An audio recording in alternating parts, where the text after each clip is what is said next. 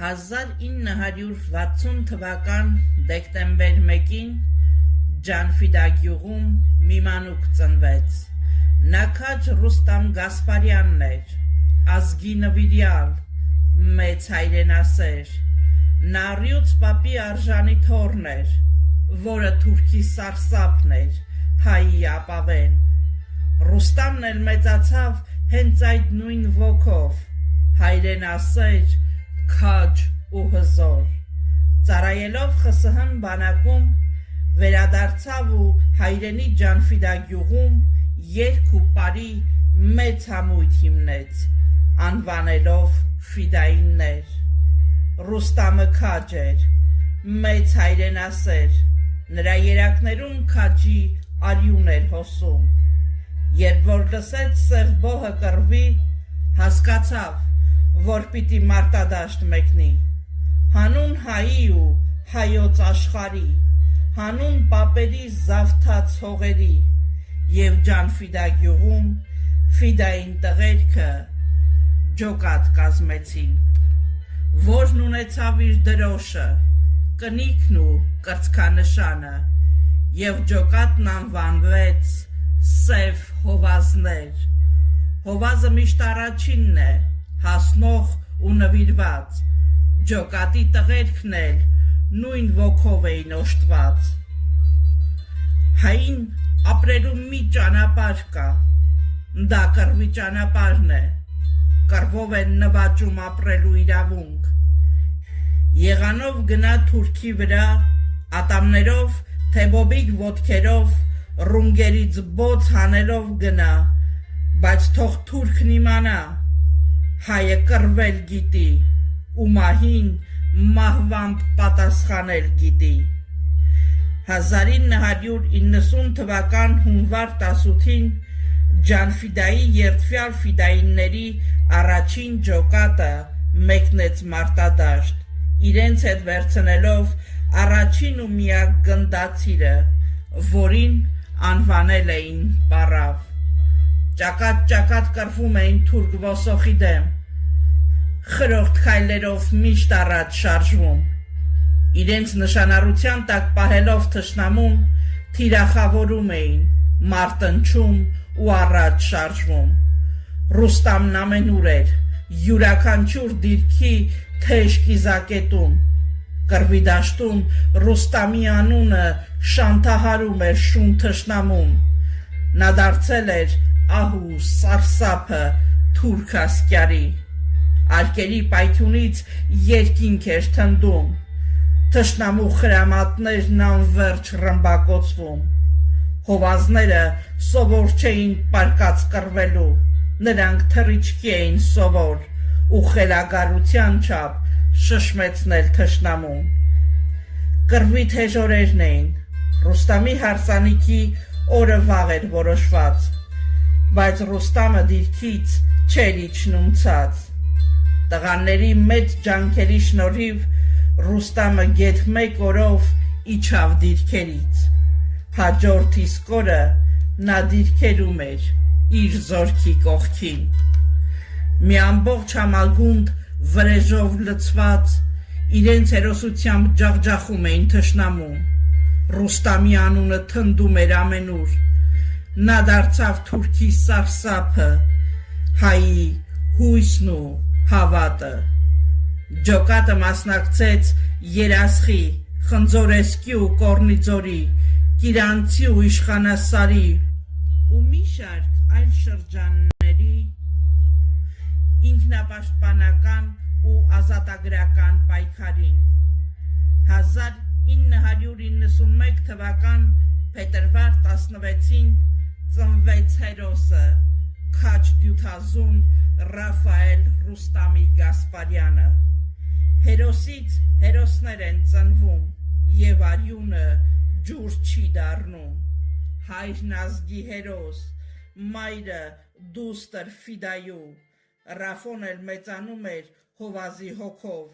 դաստիարակվում հայրենյաց ոգով։ Սակայն Ռուստամը դեռ սարերում էր, դեռ Սև Հովազի գործն անավարտ էր, ճակատամարտ ունեին հաղթելու և հպարտությամբ հաղթանակ գոռալու։ Ռուստամ Գասպարյանն իր ջոկատի հետ մասնակցեց Արցախի ազատագրման պայքարին։ Կյանքի գնով ազատագրեցին Արցախն ու պաշտպանեցին երկիրը հայոց։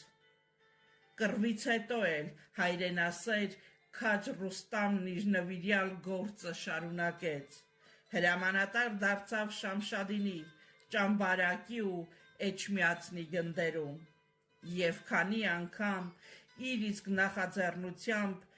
գերիների փոխանակություն տեղի ունեցավ։ Ռաֆոն էլ մեծացավ, դարձավ արժանի զավակ, Սև Հովաս ջոկատի լիիրավ անդամ, մասնակցեց քառօրյա պատերազմին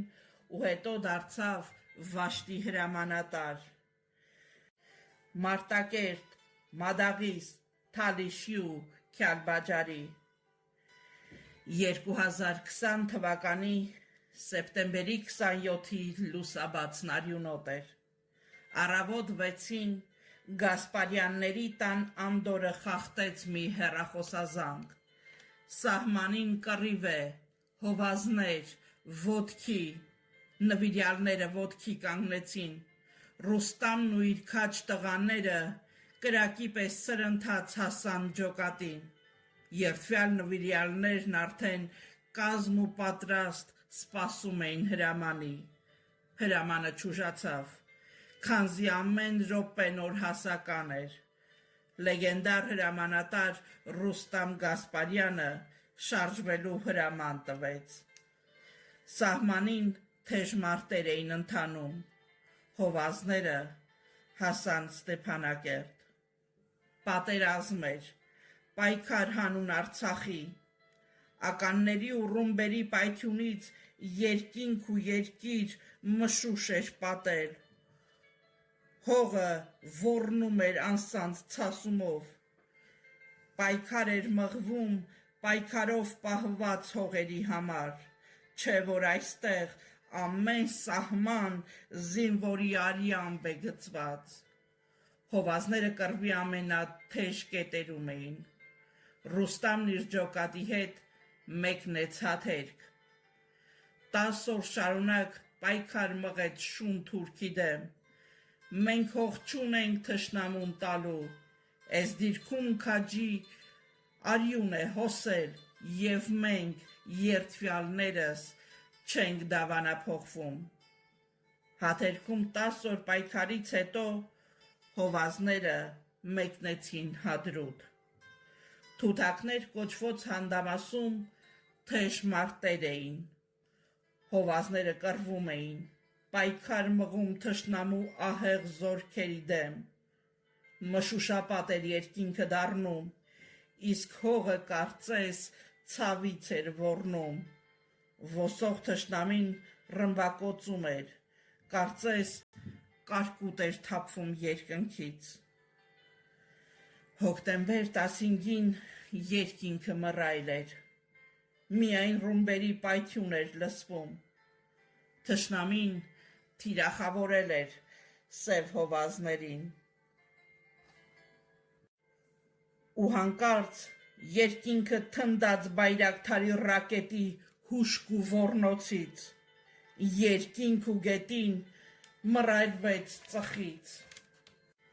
Սարը ճկռեց սև ու սուքի մռնչոցից, տղերքը ընկան, տղերքն էլ չկան, Ռաֆոն, դոկտորը ընկան թուրքի Բայրակթարից։ Տղերքը ընկան հերոսի մահով, ազգի նվիրյալ մեծատառերով։ Ռուստամին էլ անգիտակից հասցրին հիվանդանոց, բայց ցավոք վիրավորումը կյանքի հետ անհամատեղելի էր։ Հոկտեմբեր 17-ին որդու զոհվելուց 2 օր անց մահացավ Ռուստամը, Սև Հովաս ջոկատի լեգենդար հրամանատարը։ Զոհվեցին հերոսներն ու անմահացան։ Ռուստամ, Ռաֆո Գասպարյաններ, հայր ու որդի զոհվեցին հանուն հայրենիքի։ Արցախի հերոս, լեգենդար Սև Հովաշ ջոկատի հրամանատար Ռուստամ Գասպարյան, երանի մի պահ աչքերդ բացես ու շուրջդ նայես, տեսնես արյունով պահած ու ազատագրած հողերդ ով է վայելում, մի պահ բարձացրու գլուխդ Ռուստամ, որ շուն թուրքը տեղում սառի, ահու դողով սիրտը պատվի, քաջ Ռուստամի շունչ առնի, տեղն ու տեղը հոգին հանգի, որ հասկանա թուրքն իր կյանքում նվիրյալները չեն դավանափոխվում։